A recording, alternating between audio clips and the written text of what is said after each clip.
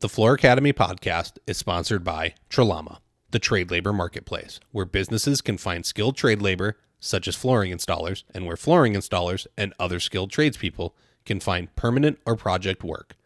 You can set up your profile at trelama.com, TRALAMA.com, or download the app from the Apple App Store or Google Play. And remember, Trelama is always free for skilled tradespeople.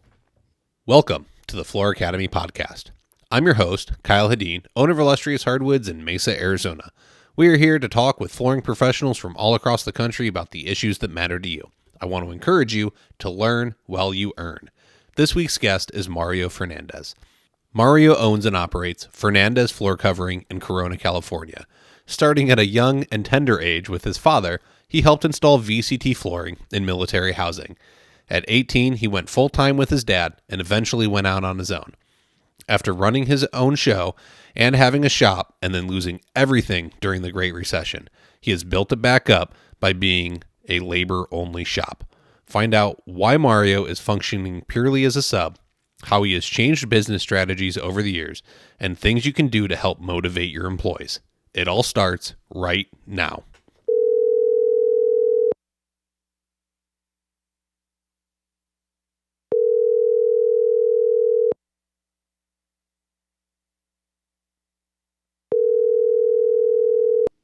Mario Fernandez, are you on the line? Yes, I am on the line. Awesome. Welcome to the Floor Academy podcast. Glad to be here. Excellent. This has been one that I always knew I wanted to have you on.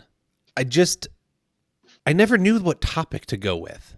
And so you showed up over here in Mesa, Arizona recently, which is where I'm at. And we were able to hang out for a minute and shoot the poop. And it finally hit me on what we needed to talk about. So that worked out really well. But most people know We're you talking as about my good looks, right? Yes, definitely. Okay. Your good looks, your affinity for tacos, and your awesome swag that you have. So a lot of people know you as Floor God. A lot of people know you as a commercial guy, and a lot of people know you as the guy that constantly posts food for absolutely no reason in flooring forums. That's me. But who is Mario Fernandez actually? Who am I?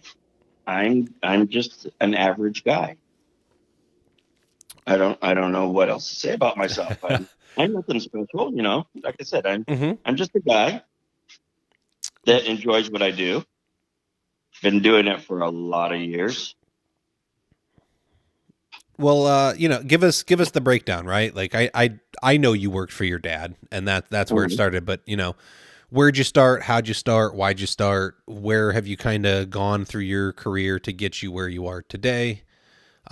Just like that quick 30,000-foot view of your career, if you will. Okay, well, let's see. I'm second generation installer. Started working weekends and holidays for my dad at a very, very early age. I don't think my dad ever wanted me to learn how to walk. So, my dad mostly did military housing. So that's where I got my start in flooring. We did a lot of VCT, military housing. If my dad got a job, we were there for 2 to 3 years, Oh wow! day in, day out. Most of the work was out of town. Started full time right out of high school at 18. I am now 57 and been doing it pretty much 7 days a week since then. I transitioned from military housing into commercial work in probably the mid 90s when I went on my own away from my dad. Okay. And when you transitioned out, were you subbing? Were you running the show and bidding things? When I parted from my dad, I actually just went to work for another floor covering company, a bigger one. Started out in residential housing, got the opportunity to start in commercial work, and that was probably, gosh, 90. And I've been doing commercial work ever since then. Okay. Back in 2007, um, I tried to transition into going to work for myself. Did a couple of stores. Um, they turned out okay, so I wanted to grow myself a little bit more. Hoping to have a brick and mortar one day. Took on a couple of more stores, but this time my installation crew had an epic fail. Lost that contract. Lost a ton of money on those two jobs. That's when our recession hit in 2008. Mm-hmm. Lost everything. Cars, trucks, Oh, man. houses. Everything that I worked for was gone. Mm-hmm. Virtually on the street. So it was like starting all over again. This time, when I came back, I decided I wanted to be just a labor shop owner. Didn't want the responsibility of having to bid. Didn't want the responsibility of, having to finance these jobs. Now, I collect a paycheck for the work that I do. Everything I do is piecework. Some of the companies that I work for carry my payroll for me, so I don't have that burden anymore. Mm-hmm. Okay. And I don't know what else you want to know. No, I think that's great. And that's kind of the perfect segue into what we want to talk about, because I know as we were sitting there talking, we went over that you'd run your own show, and now you're strictly subbing for a company, and you've built up a crew that's, I get semi-reliable is probably an appropriate term for them. Well, yeah, because two of the five guys that I use are family, so Mm-hmm. that helps. That helps. Yeah. So, I mean, you've been up, you've been down, you're probably up again, but it's right. You can go on these online groups and everyone's always talking about what do you charge? What do you do? And there's guys like myself, and there's, you got your Ken Ballin, and we're out there running our own show. We're selling our own products. We're doing everything, right? And that's one way you can play this game. Then you've got guys that strictly sub. You've got retailers. You've got there's a million ways to skin the cat and play this game and try and be profitable at it. Obviously, there's more cheese when you do everything, right? Because you can sell the material and make money on that. You can sell the job and make money on that. Like there's ways to make it more profitable, and you've probably seen both sides of that. So what I really want to get into is, ultimately you made the decision of like, I'm not dealing with this anymore. I'm sick of running around and trying to float everybody. I'm sick of chasing down checks because I can't get the walkthrough and have people give me the final payment. On commercial stuff, you're probably having money held for a year until the project passes warranty or whatever it's going to be, and then you get that final 5 or 10%, whatever's in the contract. Like, Right. there's a lot of stuff going on, and so now you can just go in and you do the work, they cut you a check, you pay your guys, and you get what's left over. But what got you there? What was the incentive? What made it so hard? And we can start anywhere. This is going to take a while to break down, but there's Right. pros and cons to both sides of things. It's like when I finally decided that I wanted to break off from my dad and go on my own. My first opportunity was to do a couple of CVS stores. Mm-hmm. It was pretty simple. They were all VCT.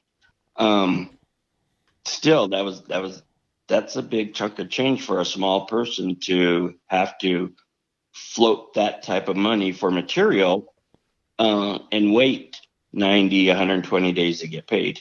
Mm-hmm. Anyways, I made the mistake of not being on the job on two of them. They have roofers working above us as we're spreading glue. Oh, Floor was laid, rocks were in the glue. I ended up having to replace both of those doors. Right there, that broke me. yeah. That broke me.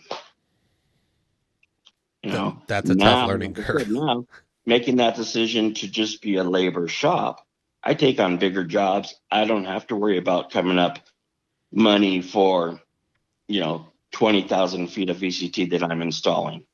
All I got to do is provide the labor. Mm-hmm. I get that check each week. Everybody gets paid. I don't have that worry of having to wait 90 days, 120 days for my money. Mm-hmm.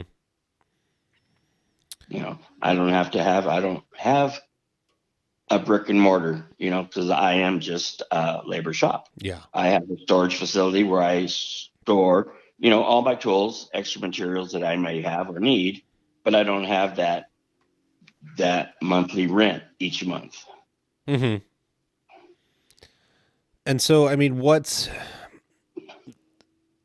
the difference in overhead, the difference in price level, or like income level? I mean, do you feel you're still Well, making that's like the it. same kind of money? You're just, you have less stress?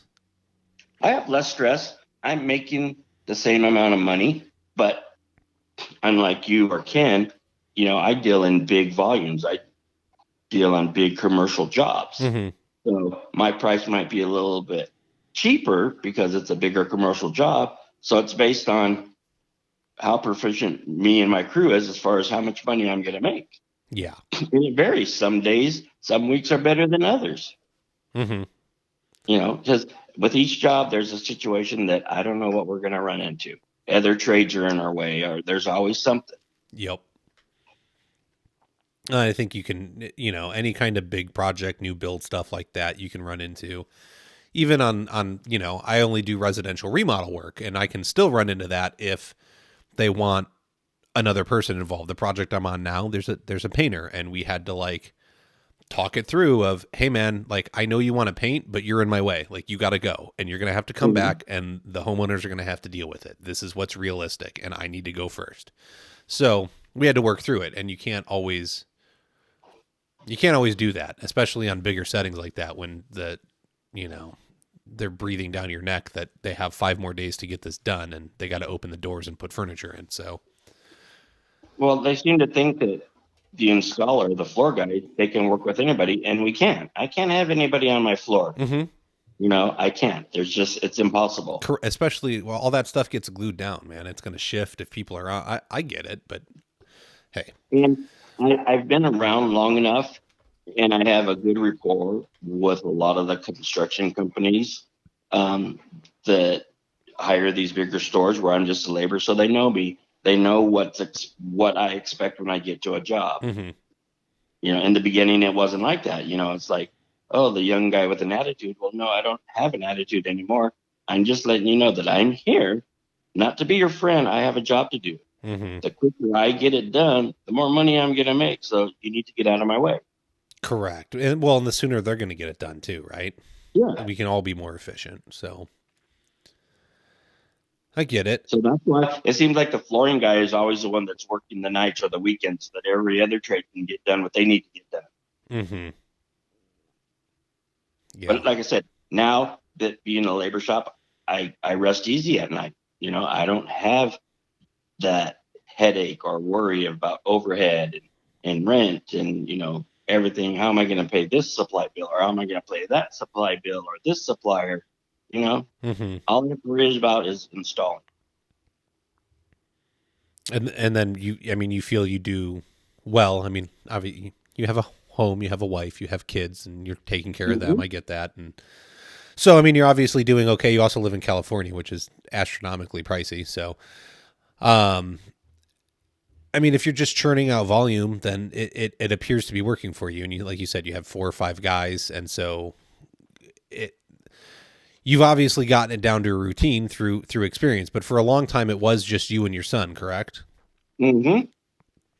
And so like first you had to make the decision that you weren't going to float other people's businesses and that you were just going to be a labor shop. And then you got into it and you have your son now being third generation working alongside you, and you didn't want to scale it first and bring people on from our conversation that we had previously. So what led to this thing of, well, shoot, like, okay, I'm gonna have to bite the bullet and bring more people on because it's Well, hard. the demand for me to be more places than I could be at once, you Mm-hmm. know. So now with enough people, I might have two large projects going.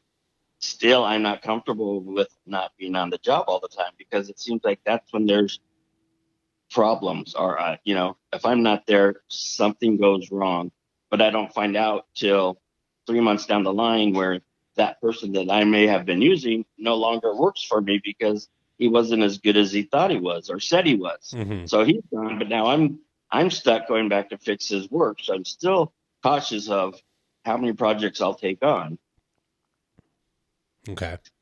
because I need to be on the project.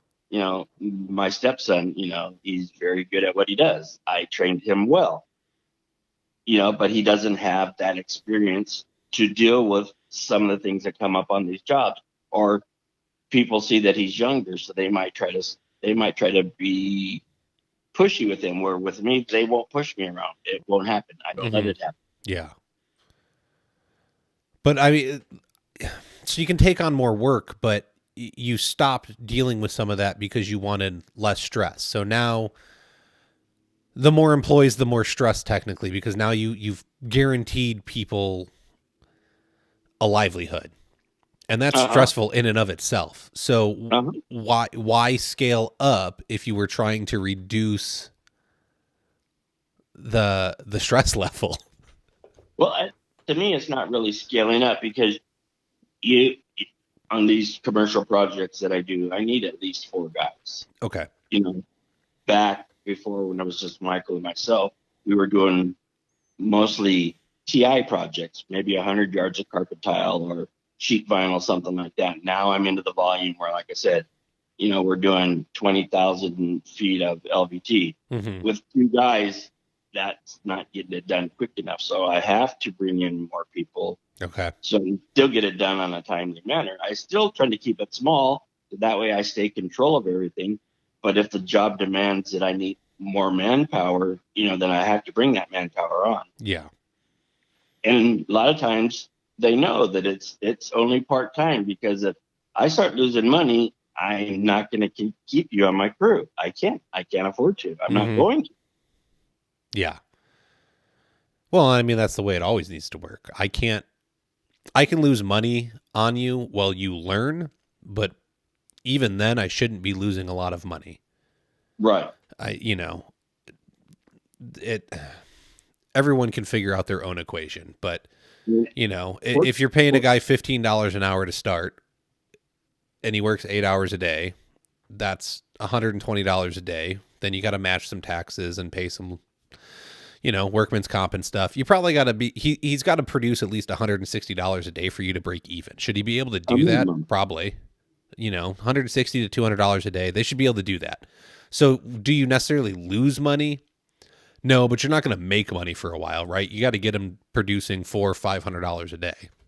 Right. I mean, and what's happening is when I bring on these apprentices or new guys, basically the other two or three guys on the crew is carrying them. They're producing so that kid's getting a paycheck because he doesn't know enough to earn enough to pay for himself. Mm-hmm. So like the whole crew really carries him. So they all have a vested interest in making sure that he's taught right and that he's brought along quickly. Either you get it or you don't get it.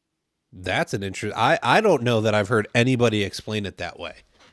That's interesting. You have to get your crew on board with everybody knowing that this guy is costing them money, because now if you can Mhm. get him up to speed, you can get the project done faster and get on to another project, right? If you can knock out the Right. 20,000, you can get to the next.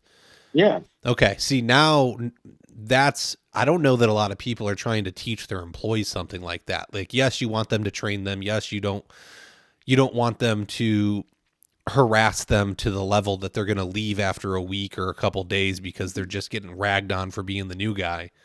Mhm. And so if you train them to have an interest in them succeeding because it helps the entire team. That's a really good point. I like that.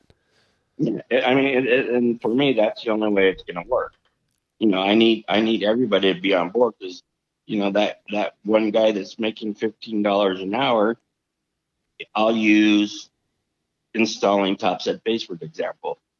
The guy started out, he's barely getting a box, maybe 2 boxes a day. Well, an average installer should be getting between 8 and 10 boxes of base a day in order to pay for himself and put a little bit of money in my pocket. So if he's only getting 2 boxes of base, he's costing me money. So the rest of the crew is picking up that slack by making sure that they get more installed to cover his wages.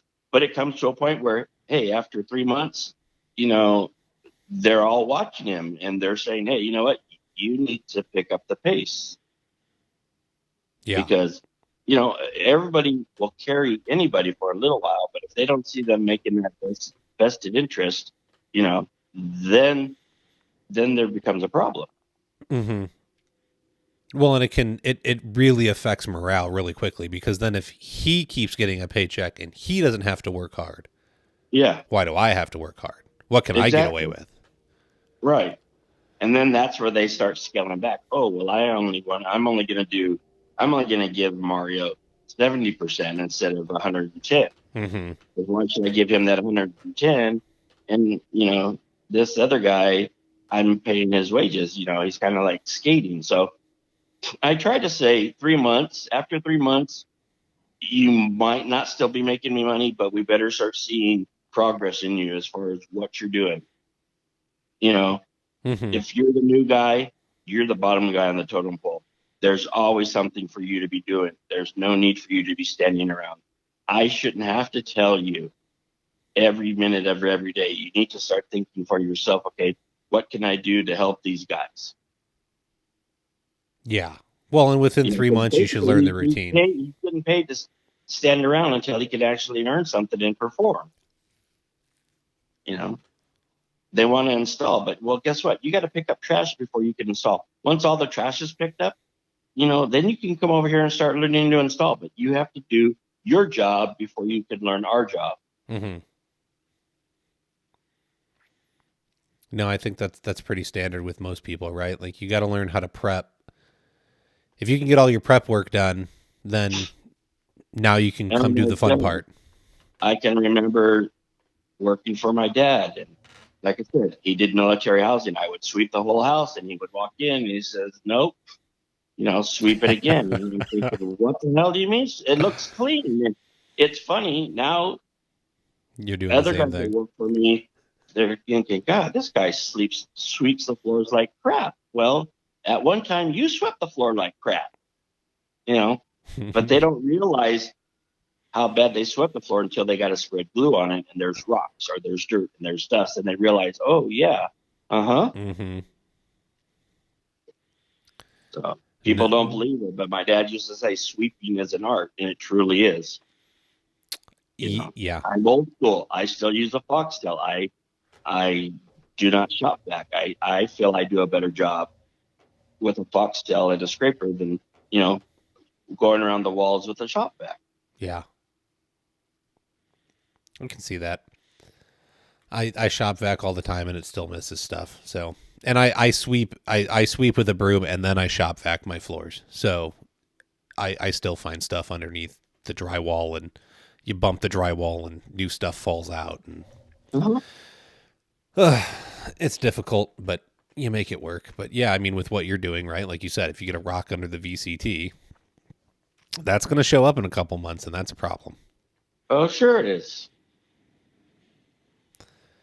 Oh, okay. I mean, so let's talk, like, you've been able to scale into larger projects, right? So now instead of doing 900 square feet of carpet tile or the 100 yards that you were getting assigned a day because it was just simple work and only two of you, now you can get 20,000 square foot projects done because it's 4 or 5 of you.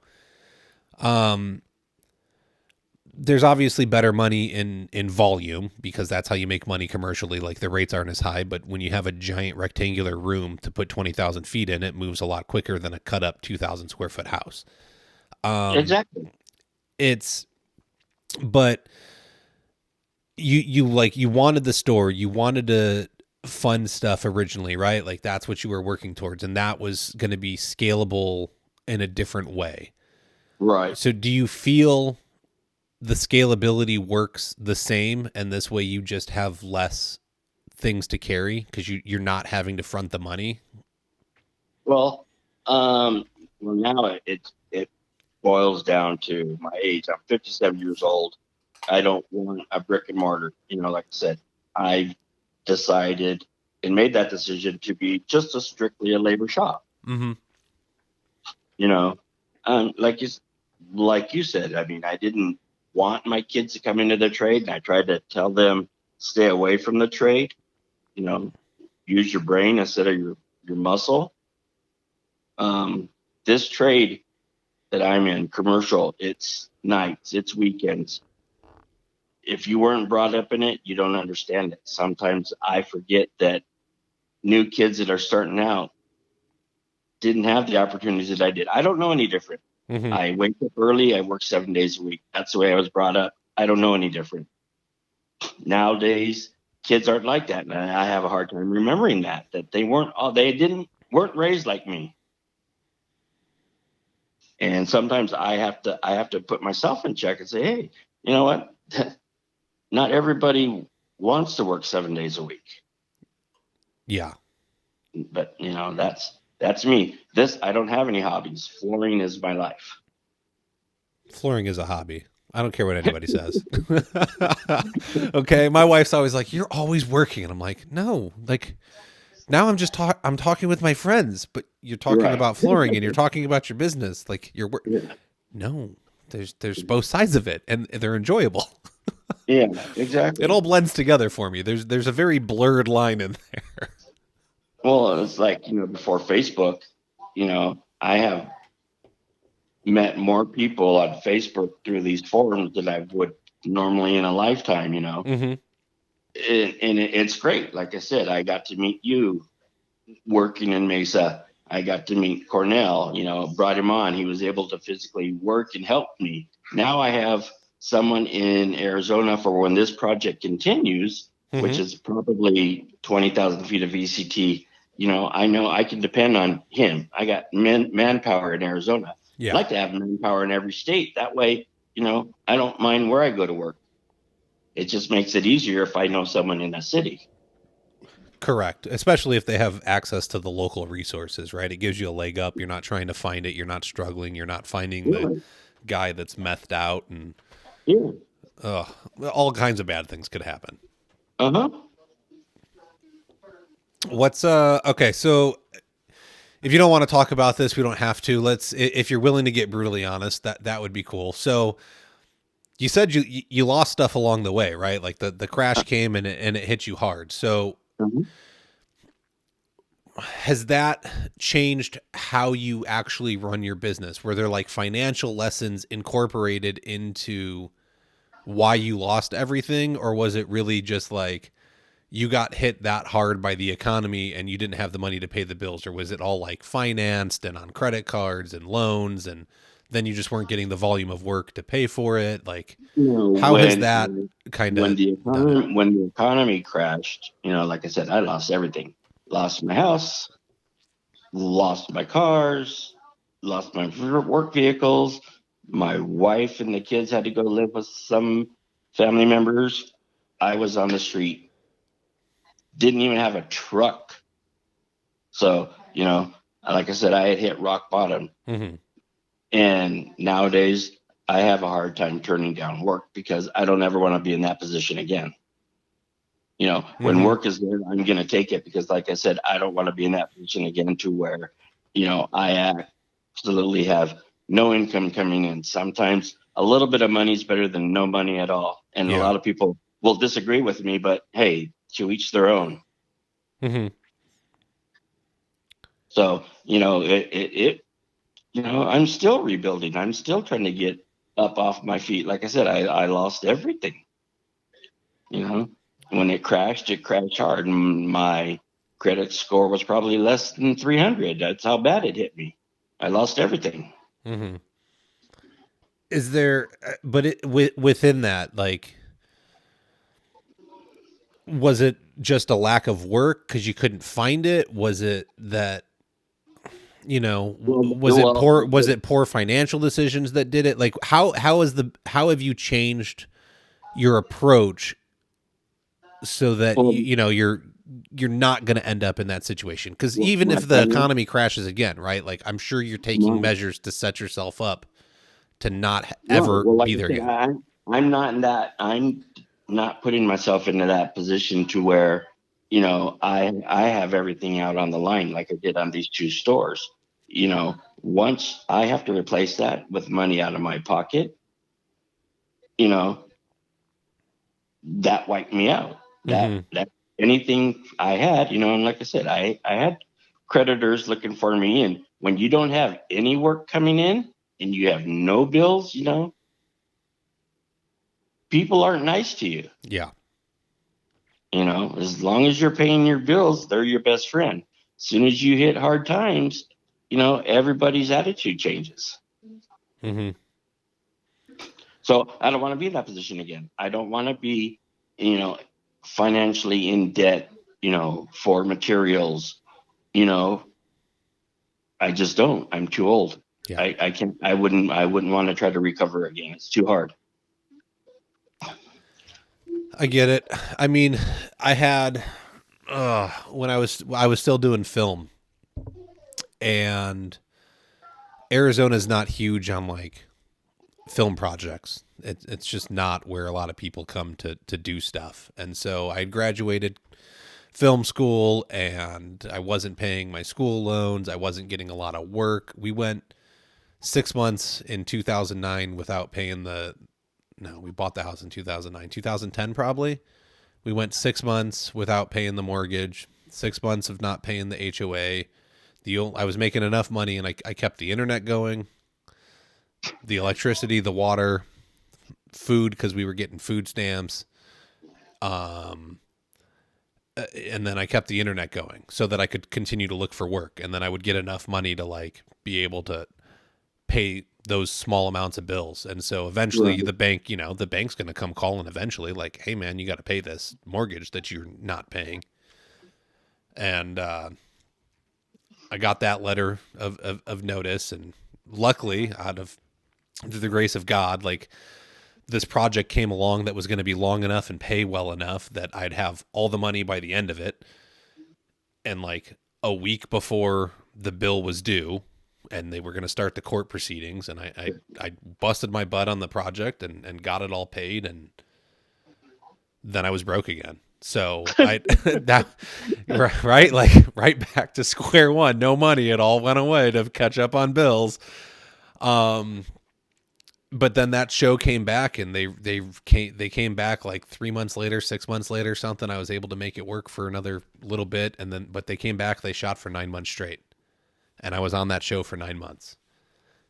And that year, I made really great money. It was the first time I ever made $100K in a year, except it was all 1099. Yeah. And I had money in the bank because I knew I was going to owe taxes. But film work is slow, just like flooring, right? Like right after Yeah. the holidays, it slows down a little bit unless you're like Empire, Home Depot, or you have a really established business.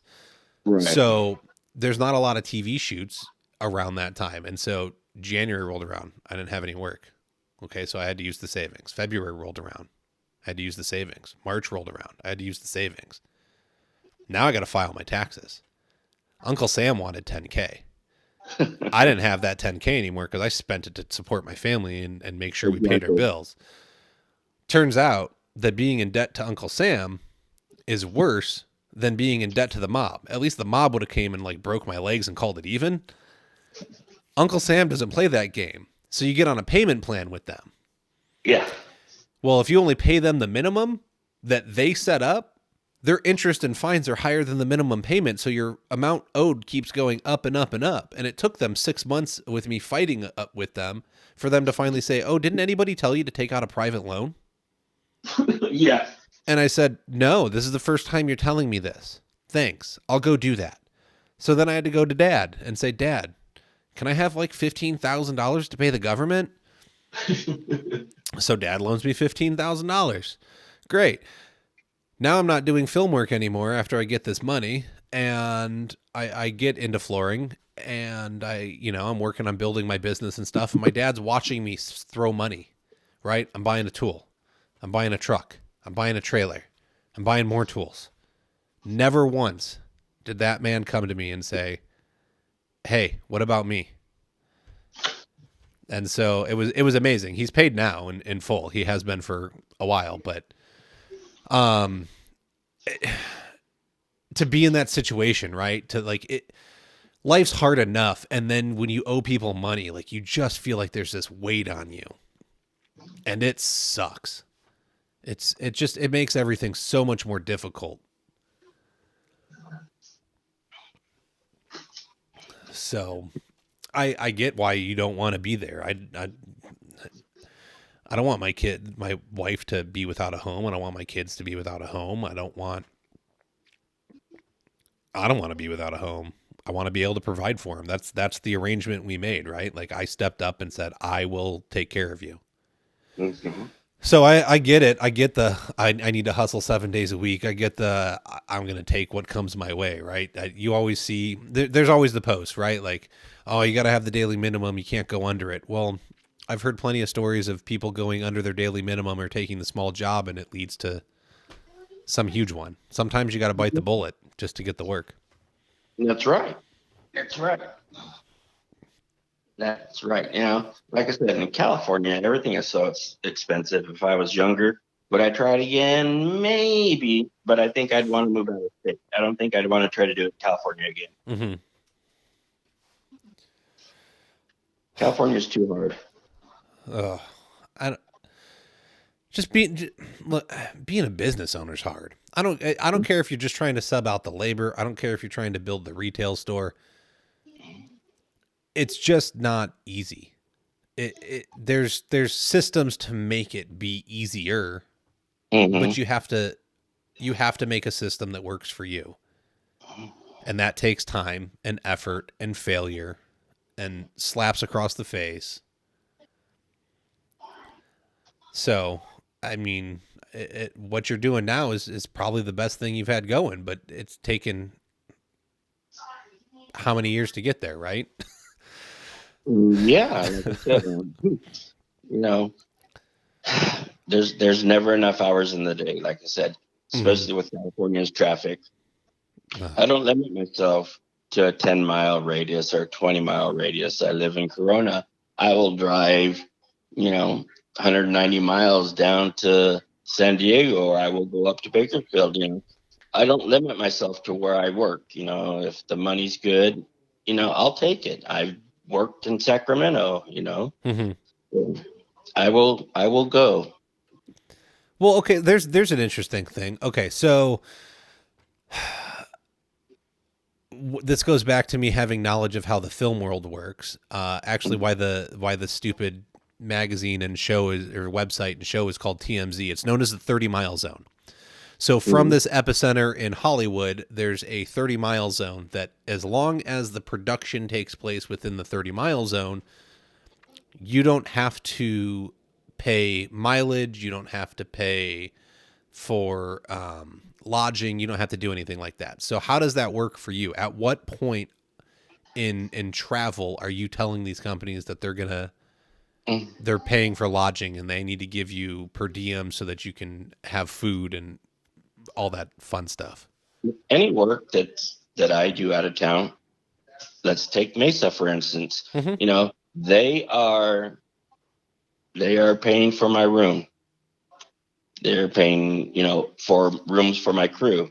They are giving me in advance per diem money so that, I'm going out of town to work for them. I shouldn't have to be putting any money out of my pocket. So when I go out of town, I make sure that I have, that they're renting my room, that they are cash advancing me money so that I can give to my crew so that they can eat. I'm doing them a favor to go out of town. I don't want it, and I shouldn't have to cost me any money. Correct. But Mesa's 650 I'm not miles that away. contractor. That's where, like I said before, all that would have been out of my pocket. Now that I choose just to be a labor shop, someone else is paying for that. That's not having to come out of my pocket. I don't have to worry about it. But I get that, and that's good, right? Like for other guys to hear that they need to control that, and they shouldn't have to be going out of pocket for that stuff. That's great info. But at what point, how far are you traveling before you put your foot down and say, I will not drive that far and not have lodging? Because like you said, in California, a 20-mile drive can take you 3 hours in that traffic.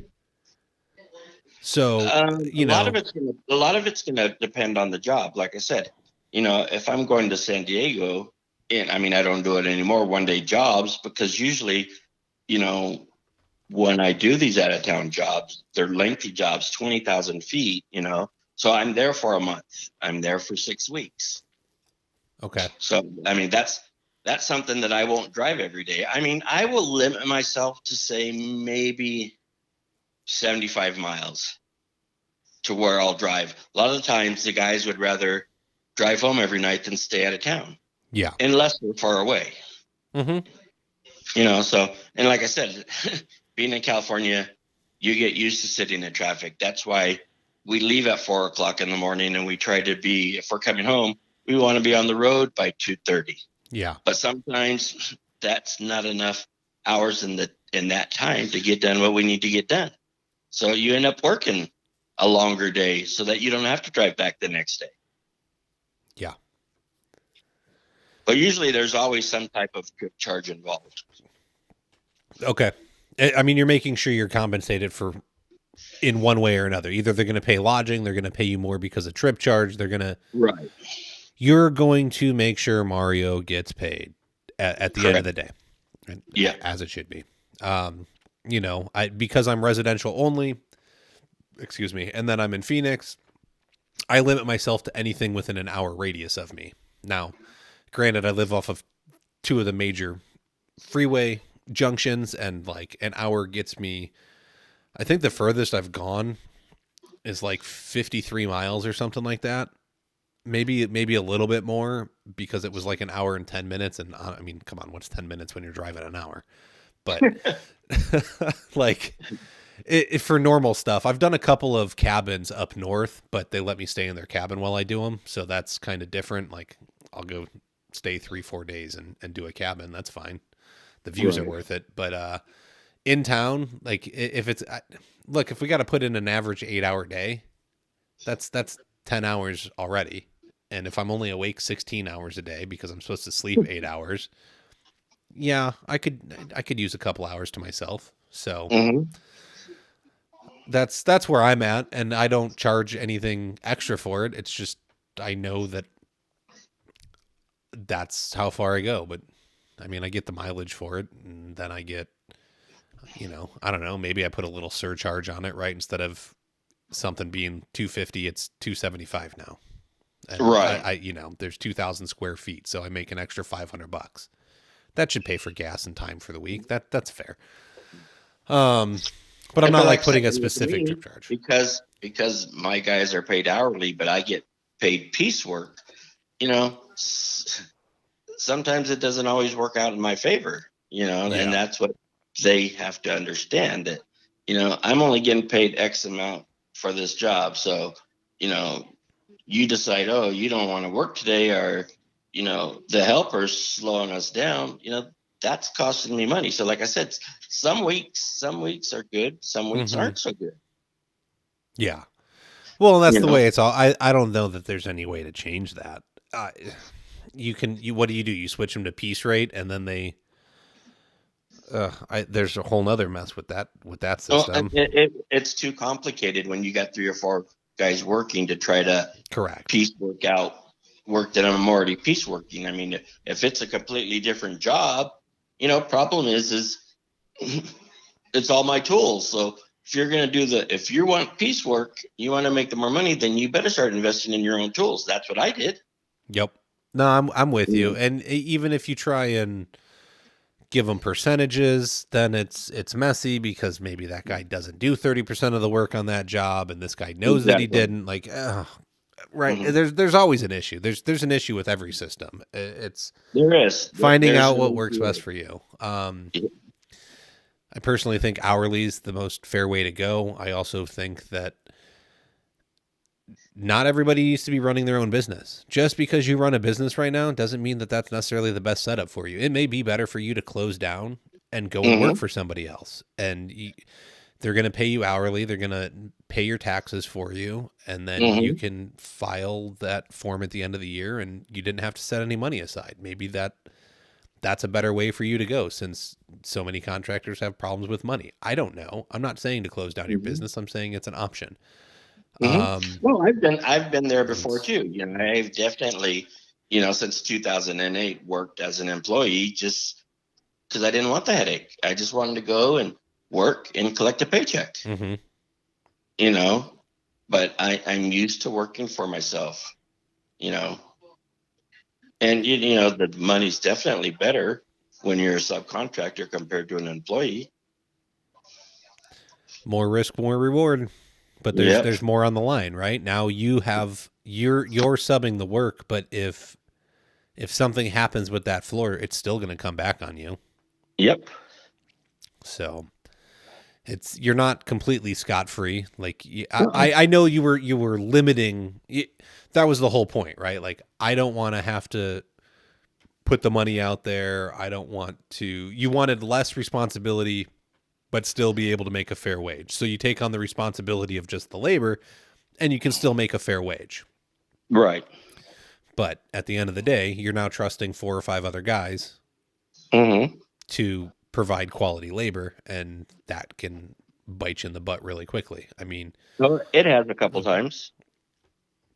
And I think it's inevitable. If I don't care how well you follow the rules, I don't. At some point, something's going to bite you in the butt. If we're playing a law of averages, a floor guy that escapes his career with absolutely no claims, no issues, no lawsuits, no nothing, is a complete rock star and an oddity, in my opinion. Yep. I think it's inevitable. We're all going to have something, right? Like, I don't even care if you have to go back and just re-glue in a transition piece. Right. You done screwed up. You're not going to win them all. You can't. So. But I try to make sure that if I do got to go back to a job, hopefully it's something minor, and nothing that's a huge catastrophe. I mean, I've filled in drains with self-leveler where they had to jackhammer out the concrete. So yeah, Oh man. Live and learn. I've grabbed the wrong material and installed it in the wrong job. So yeah, like I said, it's inevitable that it's going to happen.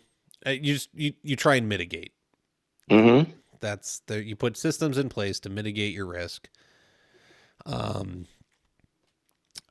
How does that work with your guys? What are you doing to get them on the right path to do it Mario's way? Because you're not everybody you're hiring is green, right? Some of these guys have experience. Right. So how are you cracking the whip, breaking the habits, and saying this is the way? It's my show now.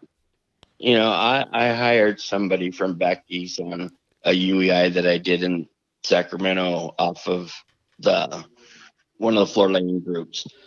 And if you tell me you can do this and you can do that, then you better be able to do it, because I'm going to test you. I'm gonna challenge you to do it.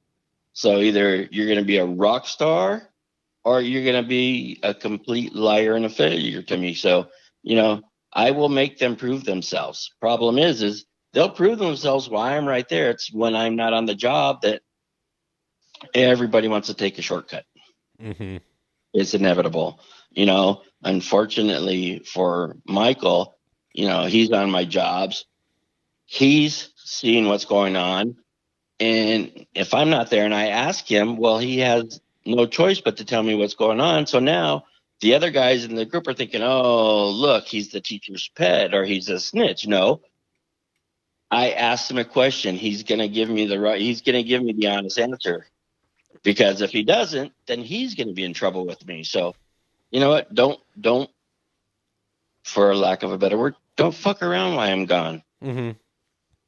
Well, I think Michael has a bigger vested interest in the success of the Yeah. company than anybody else. But Mm-hmm. that's no reason to think he's a snitch. Like, Mm-hmm. all of those guys should have that same vested interest if they want to continue to make money, right? If you're not Exactly. successful, you Yeah. don't get a paycheck. And Mm-hmm.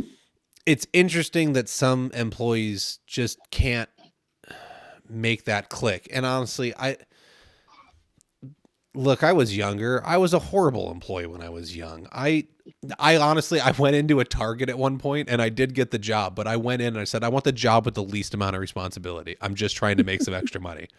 And I got it. And they Mm-hmm. gave me the job to pull stock from the back and bring it out. And I only had to work a couple hours a week. I still got fired for not showing up because I wouldn't go enough. But there were days where, like, there would be the call to go up to the register. I'd ignore the radio. I'd get all the stock pulled in like an hour and a half and put on the shelves, and I still had 2.5 hours to go. I'd just go hang out in the back of the warehouse in a corner and sit there and do nothing because I didn't want to do anything. Like, that's not why I was there. So, me being the owner now, I've learned that there's other things involved. So how do you communicate that with your guys? How do you get them involved and invested in knowing, like, look, this is the way it needs to be so that you can continue to get paid and have security?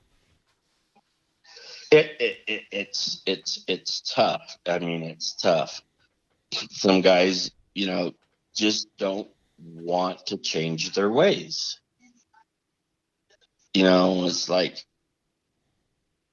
I don't know. I get frustrated on a daily basis with some of these guys. Some of these guys that I use are part-time help. They're union guys that don't have any work in the union right now. I'll bring them on. Problem with that is they want to work their 8 hours and that's it. They could put their 8 hours in and have a 10 by 10 area of VC to install. Me or Michael, we're going to stay and install it. The union guy said, nope, that's my 8 hours. I'm done. So I fight with that all the time. Mm-hmm. when I bring in these people. Michael knows how I work. Michael knows, we're there to get the job done. We're not there to put in our 8 hours. So it's a fight. It's hard. I have to be there physically on them to make sure that it gets done. Because if I don't push them, like I said, they're just going to work their 8 hours and not really worry about how much gets done because all they care about is their paycheck. Mm-hmm. Well, and you've stepped. This is something we didn't cover. You stepped back. You're not on the floor. You just manage at this point. Right. Oh, but I'll still get on the floor. I had to the other day with one of the newer guys. I'm 57 years old. If I can still get on the ground and spread glue and beat you, then that should make you want to go faster. I agree. Not everybody's motivated that Like way, I said, sadly, but I agree. I won't ask anybody to do that I won't do myself. Mm-hmm. If I'm telling you that floor needs to be scraped by hand, that big old room, well, I'll get down there and do it with you. I'm not going to ask you to do it if I'm not willing to do it myself. Yeah. And if I'm this old and I can still move this quick, then you need to up your game. You need to put a little more time and effort into learning this trade instead of just being here for a paycheck. Well, that's my biggest qualm is people wanting to be there just for a paycheck because I have a vested interest in this. Mm-hmm. I only make money if this job gets done. Correct. I only make money if I get this job done and there's no callbacks. Yep. Well, and okay, so like being honest, if you're 57, right, you're no spring chicken. Nope. And you've been doing flooring full time since you were 18, like your body's probably a little beat up. You're probably a little sore. Your knees might pop a little bit. If you're showing a 22-year-old, 24-year-old who's in his like prime up on spreading glue and scraping a floor and installing flooring, yes, you have the experience, right? You have the knowledge of how to make things go a little bit quicker, but they should probably at least be able to keep up. So I'm with you. It's how, oh man, right? Like getting these people to, it's frustrating to like try and communicate what you want. Like the guy I have right now is making $20 an hour. I've told him I will pay him 25 because I know what he's producing a day. Just don't be late and don't miss a day. Don't call in on me for 1 month straight. 1 month. Yeah. Be here all month. Hasn't done it yet. It's been 2 months of no raise yet. So, I don't know if it doesn't click that $5 is an extra week of pay to him. So, at $20 an hour times 40 hours a week, you're making $800 a week, $3,200 a month. Yeah. If he gets that 25, he's now making $4,000. He gets an entire week's pay by just showing up for a month straight. It's, and I can't even leave him like 100% alone. Like I can't drop him off on a job and let him use all my tools to get a job done start to finish. And I want to pay him $25 an hour. I think that's pretty darn generous. I have a guy that is getting $20 an hour. Very green. Mm-hmm. 6 months in the trade, maybe. He had the nerve to come up to me last week and wanting a $5 an hour raise. You're nowhere near a $5 raise. I said, what you're doing right now, Michael was getting $12 an hour for what you're doing at $20 an hour. I said, right now you're overpaid. Mm-hmm. Are you overpaid because you're related? Probably. But that's where it stops. Now that you got this money, now you got to prove yourself to me. And I'm not going to go easy on you, Yeah. Oh, I feel sick today, so I'm not coming in. You know what? You depend on that paycheck each week. I depend on you to come into work every day. Yep. Because when you don't show up, you screw up my schedule. Yep.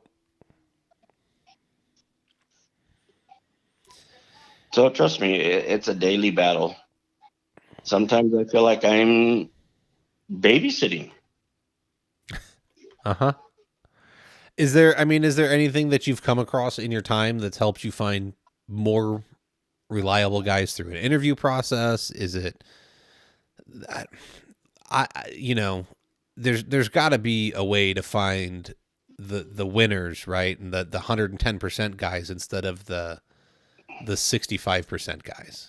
They're far and few in between. In this trade, people say that they're either alcoholics or drug addicts. And you know what? Yeah, probably.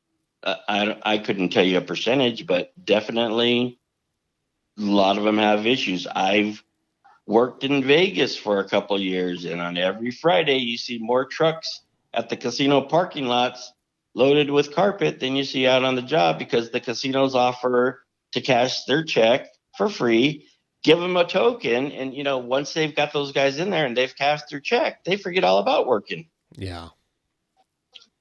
So, like I said, they're far and few in between in this trade. Someone has to be really hungry to want it, to make it. Most of them are just there for a paycheck.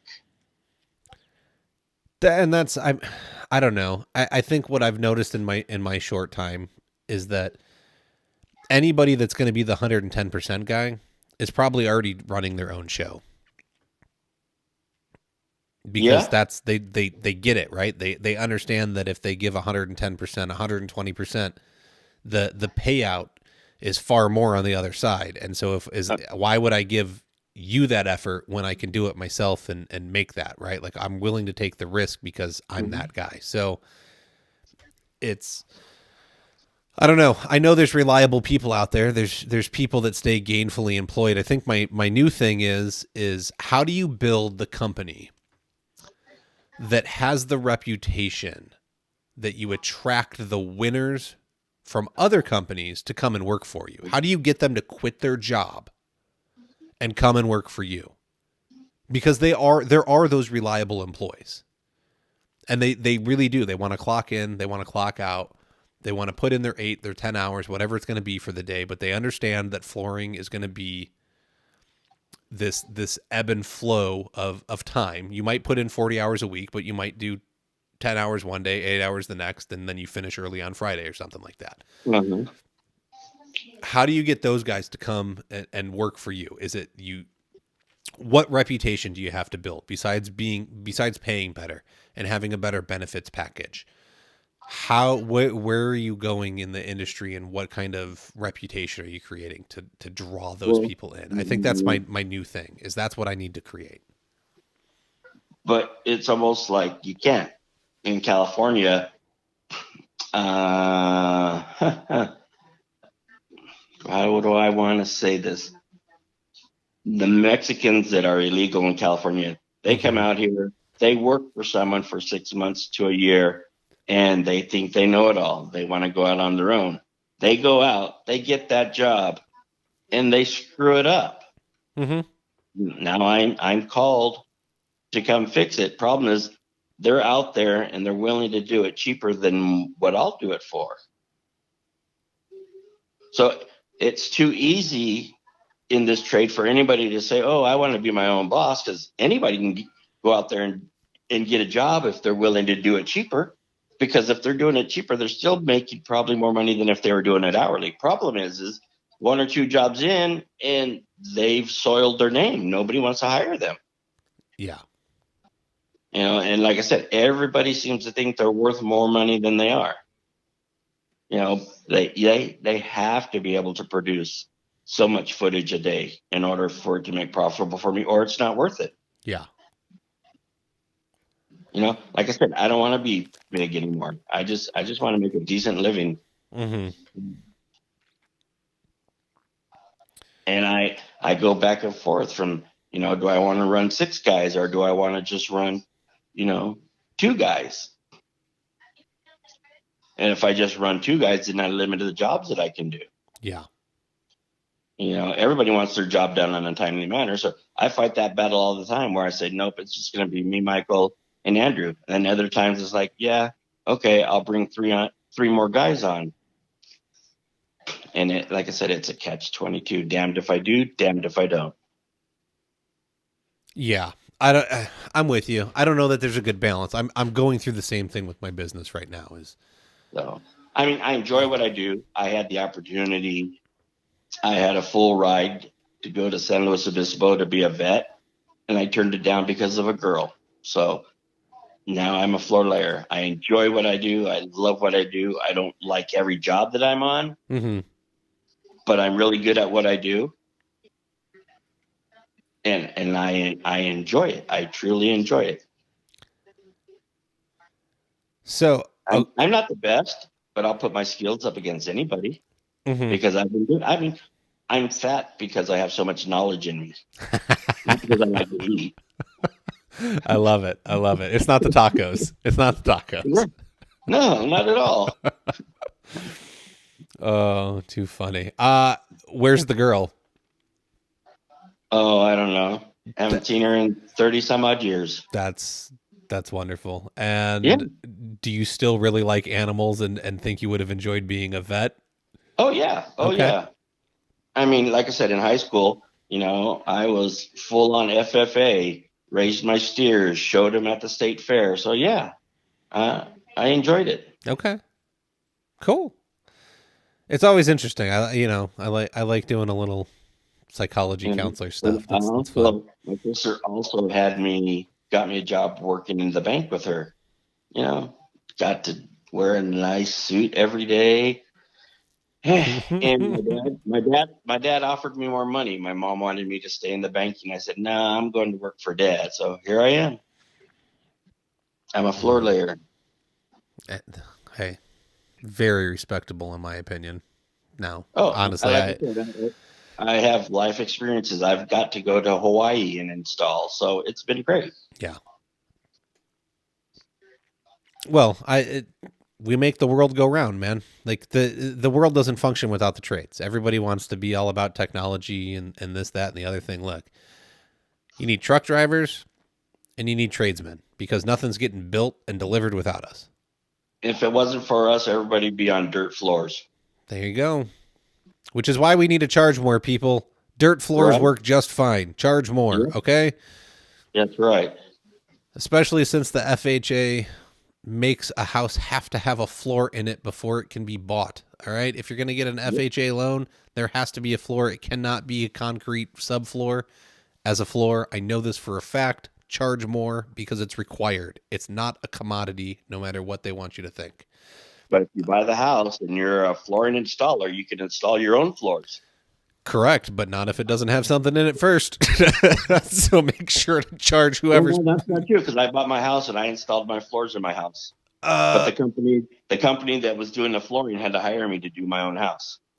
yes, that's fine. I'm just saying that if you were going to get an FHA backed loan, Right. it has to have a floor in it at the time of purchase. If it's like Uh-huh. foreclosed on and you're paying cash, that's a different story. But a lot of people got to get those FHA backed loans, and look right there that says flooring is not a commodity. It is a necessity in the American lifestyle. Therefore, it should be charged for accordingly. Do not let Yep. anyone fool you. That's right. Oh, okay. Anything I missed? Anything you want to say? You want to rant about? Anything like that? No, you know what? I'm a pretty easygoing guy. I don't rant much. Even on all these groups, I don't Mm-hmm. try to beg on anybody's work. If someone asks me a question, I'll offer my advice. But Mm-hmm. some of these groups, you get 110 comments. It's like, why do I need to put my comment in there? It's like it's already been said. Yeah. But people like to abuse people on these groups. Yeah. That's definitely something. Like I said, I'm not perfect. I have my faults. I'm good at what I do. I'll put my skills up against anybody, but I'm not saying I'm the best guy out there by no means. Mm-hmm. But I have a lot of knowledge. I've been in this trade since probably 73. Wasn't even a twinkle in anybody's eye yet. Right? Yeah. I love I it. was welding in 1973 before anybody knew what welding was. So I've seen the industry come a long way in these years. Yeah. And there's so many changes. I mean, that's a whole nother episode is sitting down and talking with somebody that's witnessed changes over the past 50, 60, 70 years of flooring. I mean, Yeah. oh my goodness. In the 5 years I've been involved, the changes I've seen from tools and how products are dealt with and stuff. It's insane. So I can only imagine. All right. Where can if people have questions, comments, concerns, they want to bag on you, they want to find out the best taco places in Corona, how do they find you? How do they reach you? They don't. I'm not reachable. Okay, fair enough. Oh man. All People right. can reach me on any one of those floor laying forums. I'm all over the place. Yeah. Anybody can reach out. Like I said, I'm easy, but you know, if they want to book me, I don't have a talent agent yet. Okay. Fair enough. But like I said, the whole thing about this is what's good is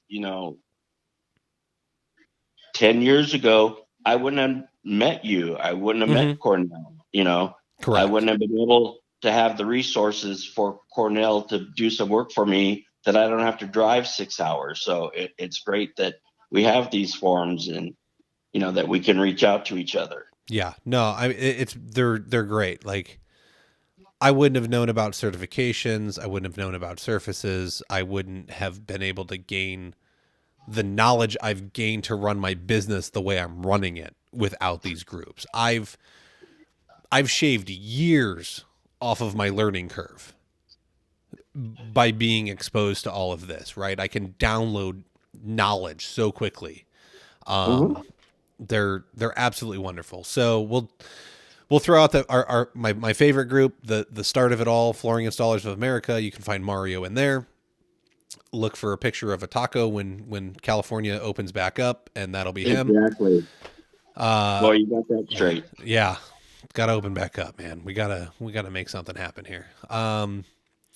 Well, I appreciate it. Thank you so much for your time. Thank you for your insights, your knowledge, your wisdom, the willingness to chat about something so openly. Just remember, we're doing tacos in 6 weeks when I go back to Mesa. You got it, man. I will. We'll have to set something up. I'll bring the family. I'll bring the wife and kids. You have to pick the place. I don't. Oh, man, that's rough. Between now and 6 weeks from now, you need to do your taco research and find a good restaurant. Dude, I barely have enough time to record podcast episodes. Now I got to go find a taco joint. Yeah. Ouch. Just get up an hour early each day, you know? I already Just do. Tell yourself you're going to dedicate 1 hour to finding the best taco spot in your area. There's some taco spots, man. We'll find something. No pressure. No, not at all. Actually, I think there's a food truck near me that's like on a corner on like Friday nights that's supposed to be pretty good. So you got to find them hole in the wall places. That's how you find a good taco, man. If there's roaches crawling around, you got a good taco. Exactly. Well, it was good talking to you. Yeah, no, I very much enjoyed it. Thank you for your time. Thank you, Sexy, for your time, for allowing me to have you in after hours time. So I appreciate her as well. I'm sure that's going to cost me something. Right on. All right, Mario, you have a good night. All right, you too. All right, bye. Later. That's all the time we have for this week. To keep the conversation going, head on over to the Floor Academy Facebook group. Be sure to subscribe so you can hear each and every episode. We can be found on Apple Podcasts, Stitcher, Spotify, iHeartRadio, Google Podcasts, and most major podcast directories. Don't forget to leave a review and let us know what you think about the show. If you would like to be a guest, have questions or feedback, you can email us at flooracademypodcast@gmail.com. You can help support the show by becoming a patron over at www.patreon.com/flooracademy. Remember to learn while you earn.